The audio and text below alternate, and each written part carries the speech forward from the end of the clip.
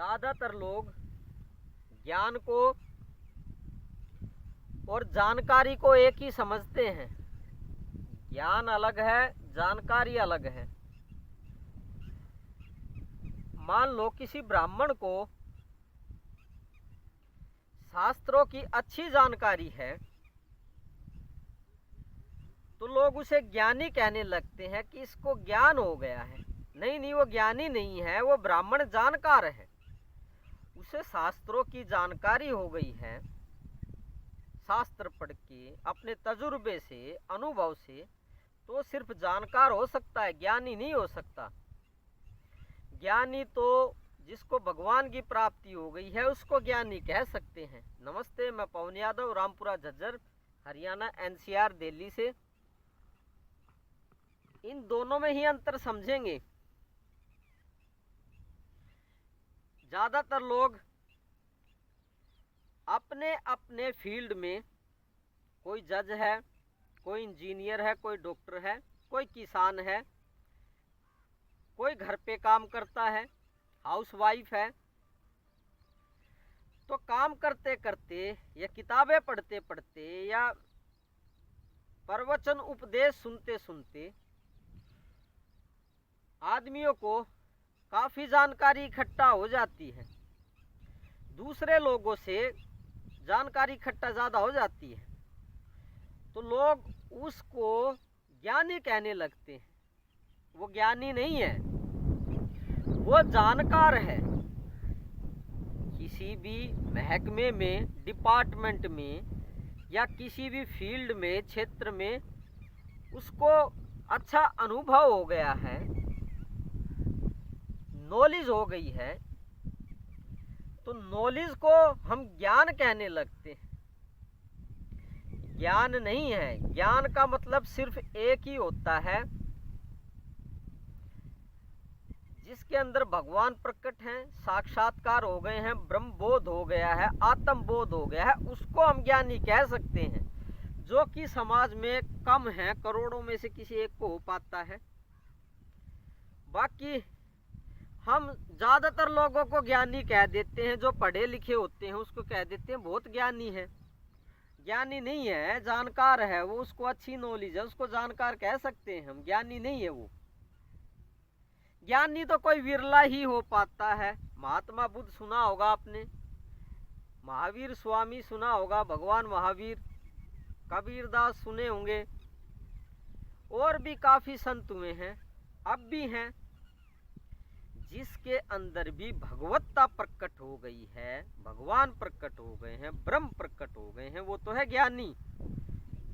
बाकी पढ़े लिखे जज, पुलिस वाले, कोई अच्छा प्रोफेसर, लेक्चरर, टीचर, कोई इंजीनियर, कोई डॉक्टर, ये सभी जानकार हैं। ये मंदिर में, मस्जिदों में, चर्च में, गुरुद्वारे में जो पाठ करते हैं, इबादत करते हैं, ये भी जानकार हैं। ये भी ज्ञानी नहीं है, क्योंकि पुजारी जो होता है, जो पूजा करने वाले होते हैं, शास्त्र पढ़ने वाले होते हैं, अखंड पाठ करने वाले होते हैं, इनको भी हम ज्ञानी कहने लगते हैं। ये ज्ञानी नहीं है।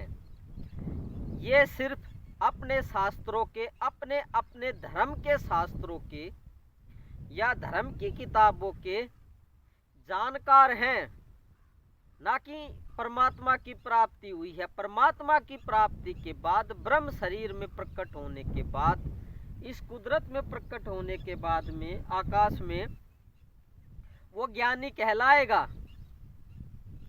और जो ज्ञानी होता है वो किसी धर्म का नहीं होता, वो किसी धर्म को नहीं मानता है। अब उसके अंदर भगवान प्रकट है, मालिक प्रकट है, उसको क्या किसी धर्म की ज़रूरत है? उसको किसी भी धर्म की ज़रूरत नहीं है।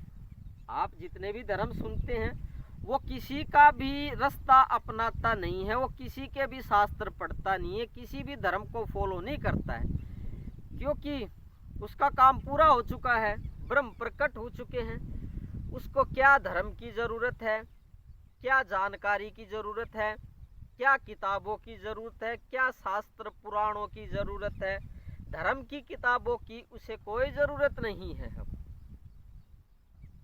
अब जो वो बोलता है या जो वो लिखता है वही ग्रंथ बन जाता है।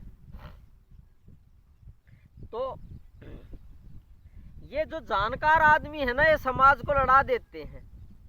कोई धर्म के आधार पे लड़ा देता है, आपस में लड़ते रहते हैं लोग धर्म के आधार पे, जाति के आधार पे। ये जानकार ही लड़ाते हैं। ये जानकार कहते हैं हमारा धर्म बड़ा है, दूसरा धर्म वाला कहता है हमारा धर्म बड़ा है। ज्ञानी कभी किसी को नहीं लड़ाता है, क्योंकि उसके अंदर भगवत्ता प्रकट है।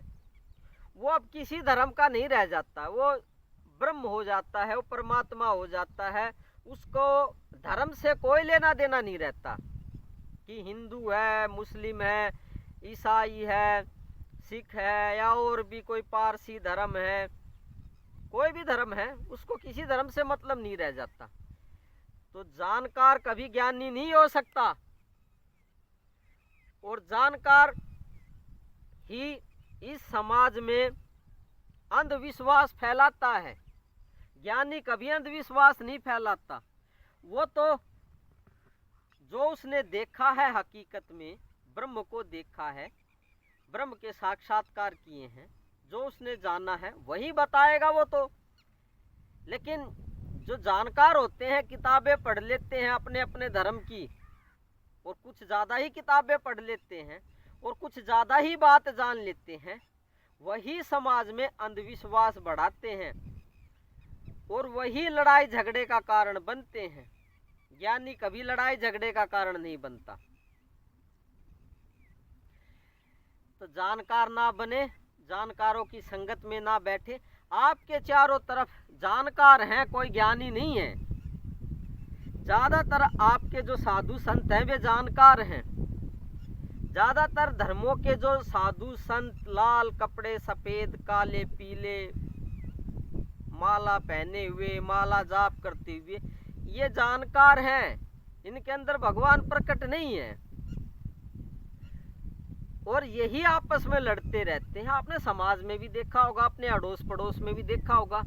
2-4 किताबें शास्त्रों की पढ़ के या पढ़ाई करके, स्कूल में कॉलेज में डिग्री लेके, जो ये जानकार हैं इनको अहंकार हो जाता है, और यही आपस में लड़ते रहते हैं और लड़वाते रहते हैं। तो जानकार की संगत ना करे, किसी ज्ञानी की शरण में जाए जिसको भगवत्ता प्राप्त है, ब्रह्म के दर्शन है, ब्रह्म बोध है, जिनके अंदर भगवान प्रकट है। वही आपको भगवान के साक्षात्कार करा सकते हैं, बाकी जानकार नहीं करा सकते। जानकार से तो ये दुनिया भरी हुई है, ये समाज भरा हुआ है, तो इनके चक्कर में ना पड़े। तो काफ़ी बोल चुके आज। ज्ञान और जानकारी में अंतर बताया, उदाहरण दे दे के बताया। समाज के उदाहरण दे के ये आपको अच्छे से समझ में आएगा, समाज के उदाहरण देने से। तो मैं आपको प्रणाम करता हूँ, आपको नमन करता हूँ। आप पूर्ण परमात्मा हैं, ऐसा मैंने आपके अंदर ब्रह्म को, परमात्मा को देखा है। उसी आधार पे कहता हूँ, जानना है, ज्ञान प्राप्त किया है, अनुभव प्राप्त किया है कि आप ही परमात्मा है। मेरा प्रणाम स्वीकार करें बड़ी प्यार से। कल फिर बात करते हैं, जो जिसकी वजह से आपको परमात्मा की प्राप्ति नहीं हो रही है। जानकारों की वजह से आपको परमात्मा की प्राप्ति नहीं हो रही है। आपके पास कोई ज्ञानी नहीं है, ज्ञानी की संगत नहीं है, उसका सानिध्य नहीं है, और उसको आप है भी तो दंडवत प्रणाम नहीं करते हैं, उसकी रिस्पेक्ट नहीं करते हैं। धन्यवाद, काफ़ी बोल चुके। कल फिर बात करेंगे, जिससे कि आपको परमात्मा ब्रह्म की प्राप्ति हो के परम गति की प्राप्ति हो। Thank you very much. कल तक के लिए विराम लेते हैं।